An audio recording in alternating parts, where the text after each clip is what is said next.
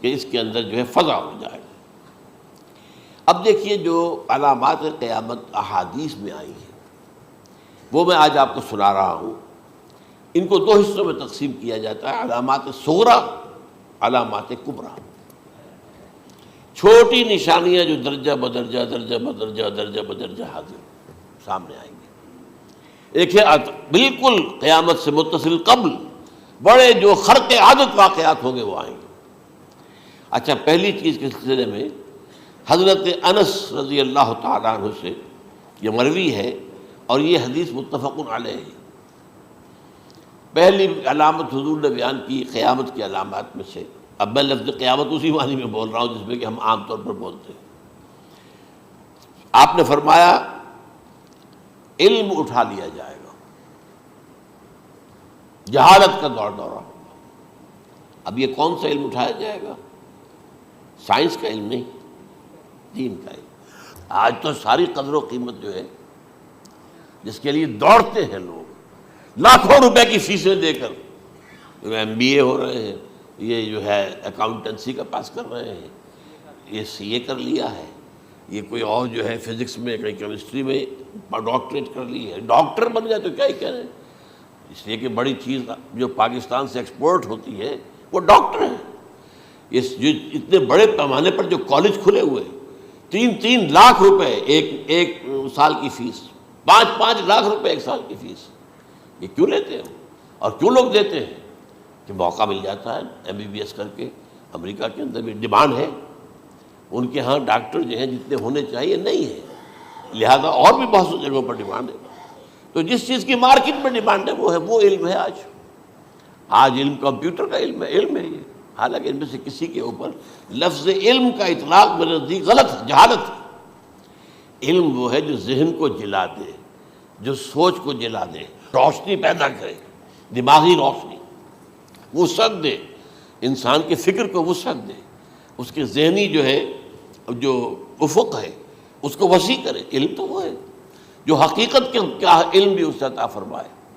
قرآن ہے، حدیث ہے، باقی اور چیزیں جو اس سلسلے میں آ سکتی ہیں وہ ہے کہ جو قرآن اور حدیث کی سمجھنے میں مومن ہوں اور زیادہ جو ہے اس کے تک فہم کو آسان کر دیں۔ لیکن یہ کہ فرمایا علم اٹھا لیا جائے گا، جہالت کو فروغ ہوگا۔ ظاہر بات ہے ایک ہی بات ہوئی ہے۔ دوسرے نمبر پہ یہ کہ جہالت کو فروغ ہوگا۔ نمبر 3 زنا کثرت سے ہوگا۔ نمبر 4 شراب نوشی عام ہو جائے گی۔ نمبر 5 عورتوں کی تعداد بہت زیادہ ہو جائے گی، مردوں کی تعداد کم ہو جائے گی، یہاں تک کہ 50 عورتوں کا خیر خبر کرنے والا، کوئی نگرانی کرنے والا، وہ ایک مرد۔ اچھا، یہ تو ہے ایک حدیث جو میں نے آپ کو بیان کر دی، متفق علیہ، یہ بخاری اور مسلم دونوں میں ہے۔ دوسری حدیث بخاری کی ہے، اس کو حضرت ابو ہریرہ رضی اللہ تعالیٰ عنہ نے روایت فرمایا ہے، قیامت آئے گی جب امانت ضائع ہو جائے گی۔ آج ہمارے ہاں امانت کے ضائع ہونے کا جو نقشہ ہے شاید پوری دنیا میں کہیں اور نہیں۔ جس طرح کے غبن یہاں ہوتے ہیں، جس طرح کک بیکس جو ہے وہ لیے جاتے ہیں، اس غریب یعنی قوم غریب ہے لیکن یہاں وہ امیر بہت بڑے بڑے لوگ ہیں، وہ تو دنیا بھر کے ٹاپ کے امیروں کے اندر اس کا شمار ہو جائے گا۔ لیکن یہ کہ یہ سب امیر کیسے بنے؟ غبن بلین آف ڈالرز کا، اب تو اس سے کم کی تو بات ہی نہیں ہوتی۔ فلاں نے اتنے بلین جو ہے پیسے اپنا جو ہے قرضہ معاف کرا لیا۔ بھائی کس نے کیا، کون کرتا ہے معاف؟ یہ کسی کے باپ کی جاگیر ہے؟ یہ پیسہ بینک کے اندر حکومت کا ہے کہ حکومت کو اختیار ہو گیا وہ رائٹ آف کر دے ان کے جو ہے ان کی جائیدادیں کرو ضبط۔ لیکن ہوتا کیا ہے، بینک آفیسر بے ایمان ہے، وہ کہتا تھا 1 کروڑ کا قرضہ لے جاؤ، 10 لاکھ مجھے دے جاؤ، چاہے تم میرے پاس کوئی ڈاکومنٹ جو ہے ایسے نہیں دے سکتے، حالانکہ ہونا چاہیے کہ اتنا بڑا قرضہ لے رہے ہو تو ڈاکومنٹس یہاں پر ہمارے سامنے لاؤ کہ اگر تم نہ دے سکو تو ہم ان ڈاکومنٹس کے ذریعے سے تمہاری جائیداد، تمہاری کوئی جاگیر، تمہاری کوئی اور چیز اس کو قبضہ کریں۔ جب وہ وقت آتا ہے دیکھتے تو یہ ڈاکومنٹس ہی فیک ہیں۔ اللہ خرچ کیا کرے گا کوئی؟ بینک کا باپ بھی واپس نہیں لے سکتا۔ اور یہ سب کس کی بے ایمانی ہے؟ وہ جو بیٹھا ہوا بینک مینیجر، سارا سودا اس کے ماں باپ ہوتا ہے کہ 1 کروڑ ہے نا، 10 لاکھ مجھے تو 90 تم لے جاؤ، باقی یہ کہ ٹھیک ہے میں تمہارے جو ڈاکومنٹس تم پیش کر رہے اس میں کوئی اعتراض نہیں کرتا، بس جاؤ۔ اور نمبر 2 حکومت نااہلوں کے سپرد ہو جائے گی۔ یہ ہے امام بخاری کی روایت کردہ روایت جو حضرت ابو ہریرہ سے۔ مسلم شریف میں ابو ہریرہ رضی اللہ تعالیٰ عنہ سے ایک اور روایت ہے، مال عام ہو جائے گا یہاں تک کہ زکوٰۃ قبول کرنے والا کوئی نہ ہوگا۔ یہ بات وہ ہے جو آج سعودی عرب اور یو اے ای کے اندر آپ کثرت سے دیکھ سکتے ہیں۔ دولت جو ہے وہ ریل پیل، ابھی تھوڑا سا آیا ہے معاملہ خاص طور پر دبئی میں، کیونکہ وہاں بہت زیادہ کنسٹرکشن ہو رہی تھی، تو پوری دنیا میں آپ کو معلوم ہے کہ جو ریئل اسٹیٹ کہلاتا ہے اس کا حال بہت پتلا ہے، لیکن وہاں کے دولت ریل پیل ہے ہر جگہ پر۔ اور سب سے اہم متفق علیہ روایت، متفق علیہ کیا، وہ تو حضرت عمر سے بھی مروی ہے، ابن عمر سے بھی مروی ہے، ابن عباس سے بھی مروی ہے، ابو ہریرہ سے بھی مروی ہے، عبداللہ ابن مسعود سے بھی مروی ہے رضی اللہ تعالیٰ عنہ اجمعین۔ اور یہ وہ حدیث ہے جسے کہا جائے حدیث جبرائیل، جسے ام السنہ بھی کہا گیا۔ اس میں جو آخری سوال کیا حضرت جبرائیل نے حضور سے، چوتھا، پہلا یہ تھا کہ اسلام کیا ہے مجھے بتائیے، ایمان کیا ہے، اس کی حقیقت کیا ہے یہ مجھے بتائیے، تیسرا احسان کیا ہے یہ بتائیے، چوتھا یہ کہ قیامت کے بارے میں بتائیے کب ہوگی۔ حضور نے فرمایا کہ اس کے بارے میں جس سے سوال کیا جا رہا ہے وہ اس سے زیادہ نہیں جانتا جو کہ سوال کر رہا ہے۔ اب اس کے کئی مفہوم ہو سکتے ہیں کہ بہرحال یا تو حضرت، چونکہ بعد میں معلوم ہوا کہ حضور نے پہچانا نہیں کہ یہ جبرائیل ہے، بلکہ جب سوال جواب ہو کر وہ چلا گیا شخص تو اچانک حضور کے خیال ذرا ردو ہو ہی لیا، ذرا بلانا اس کو دوبارہ لانا۔ اب جو دیکھا کہ وجود ہی نہیں اس کا، آسمان نے اس کو اچک لیا، زمین نے نگل لیا، کیا ہوا ہے؟ پھر آپ نے یہ جبرائیل تھے جو تمہیں تمہارا دین سکھانے آئے تھے جبکہ تم سوال نہیں کر رہے ہو۔ یہ بڑے بیسک کوسچن تھے، اس لیے کہ دنیا کے ہمارا نظام اسلام پر ہے، ایمان پر نہیں ہے، اس لیے کہ ایمان کو ویریفائی کر ہی نہیں سکتے۔ کیسے پتہ ہوگا اس میں ایمان ہے یا نہیں ہے؟ کوئی آلہ نہیں ہے، کوئی الیکٹروکارڈیوگرام ابھی تک ایسا نہیں ہے، کوئی جو ہے اور جو طریقے چل رہے ہیں وہ تو ان کے ذریعے سے یہ تو نہیں معلوم ہو سکتا ایمان ہے کہ نہیں۔ لہذا یہاں کا سارا نظام اسلام پر ہے، شہادت اللہ الہ الا اللہ وان محمد رسول اللہ، پھر ایک نظام بنا دیا وہ اقام الصلاۃ و ایتاء الزکوٰۃ و صوم رمضان و حج البیت۔ اس میں بھی یہ ہے کہ اگر کوئی نماز کو نہیں مانتا تو کافر ہوگا، لیکن نماز پڑھتا نہیں ہے تو کافر نہیں ہے، فاسق ہے، فاجر ہے، گناہ گار ہے، کمزور مسلمان ہے۔ اس طرح زکوٰۃ کا منکر ہو جائے گا تو وہ کافر ہوگا، لیکن زکوٰۃ دے نہیں رہا ہے تو یہ گویا کہ گناہ گاری ہے، کمزوری ہے۔ تو اس حوالے سے نوٹ کر دیجئے کہ یہاں کا دنیا کا سارا اسلامی نظام اور سارا کانسٹیٹیوشنل اور لیگل سسٹم جو ہے اسلام کا وہ اقرار باللسان پر ہے، ایمان ہے وہ کہ جس کی بنیاد پر وہاں فیصلے ہوں گے۔ یہاں کوئی شخص مسلمانوں کا بڑا لیڈر ہے، بڑا علامہ ہے، بڑی اس کی قدر و منزلت ہے، اس کے ہاتھ چومے جا رہے ہیں، پاؤں چومے جا رہے ہیں، ہو سکتا ہے وہاں کہا جائے دفع ہو جاؤ، تمہارے دل میں ایمان نہیں تھا، تم نے یہ سب کچھ کیا تھا اس لیے کہ کہا جائے کہ بڑے عالم ہو، اور یہ کہا جا چکا فقط قیل، اب یہاں کچھ نہیں ہے تمہارے پاس۔ پھر فرشتوں کو حکم ہوگا کہ اس کو گھسیٹتے ہوئے جہنم میں ڈال دیں۔ 3 باتیں بیان کی آپ نے، یہی حشر اس کا ہوگا مالدار کا، اللہ پوچھے گا میں نے تمہیں بہت مال دیا، تم نے کیا کیا؟ وہ کچھ گنوانا شروع کرے گا، اللہ فرمائے گا جھوٹ بول رہا، قذبت، تم نے یہ خیرات و صدقات اس لیے کیے تھے کہ تمہاری سخاوت کے ڈنکے بج جائے، تعریفیں کی جائے، وہ کی جا چکی ہے، دنیا میں ڈنکا بج گیا، یہاں کچھ نہیں، وہ نیت دل میں کچھ اور تھی تمہارے۔ میں لیس البر ان تولوا وجوہکم والا قرآن مجید کا سبق ہمارا منتخب نصاب کا نمبر 2 بڑی تفصیل سے بیان کیا۔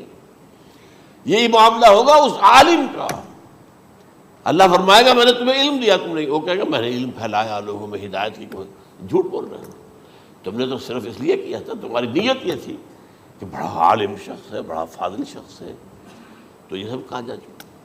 تو وہاں کا معاملہ جو ہے وہ اسلام پر نہیں ہے، یا آپ دکھائیں گے دیکھیے یہ میرا آئیڈینٹی کارڈ، اس پہ اسلام میرا مذہب لکھا ہوا ہے، یا یہ میرا پاسپورٹ ہے، آئیڈینٹیفیکیشن کے لیے دنیا میں عام طور پر یہ چیزیں ہوتی ہیں، کوئی تعلق نہیں۔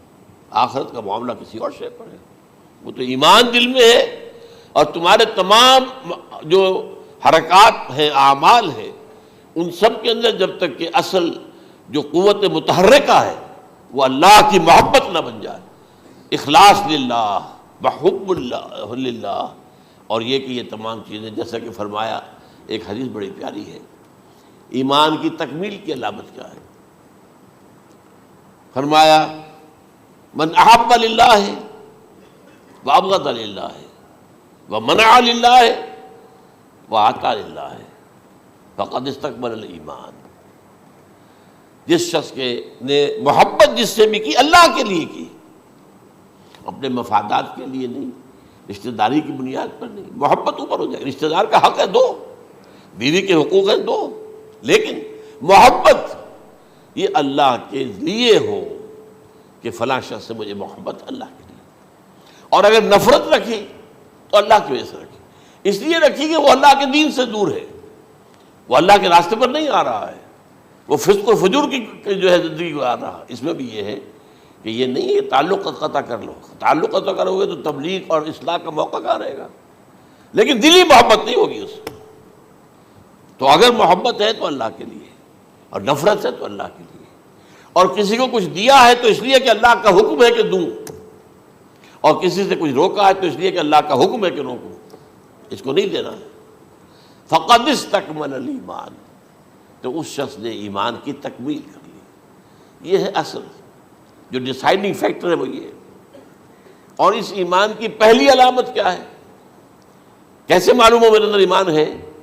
پہلی علامت سب سے کم تر درجے کا ایمان، اس میں فرمایا گیا اذا اساءت کا سیئۃ وحسنت کا حسنۃ فانت مومن. اگر کوئی اچھا کام کر کے خوشی ہو اور کوئی برا کام ہو جائے تو ملامت ہو، یہ کیا کر بیٹھا، یہ میں نے کیا کیا ہے، یہ مجھے نہیں کرنا چاہیے تھا. یہ اگر احساس ہے نیکی اور بدی کا تو تمہارے اندر ایمان ہے.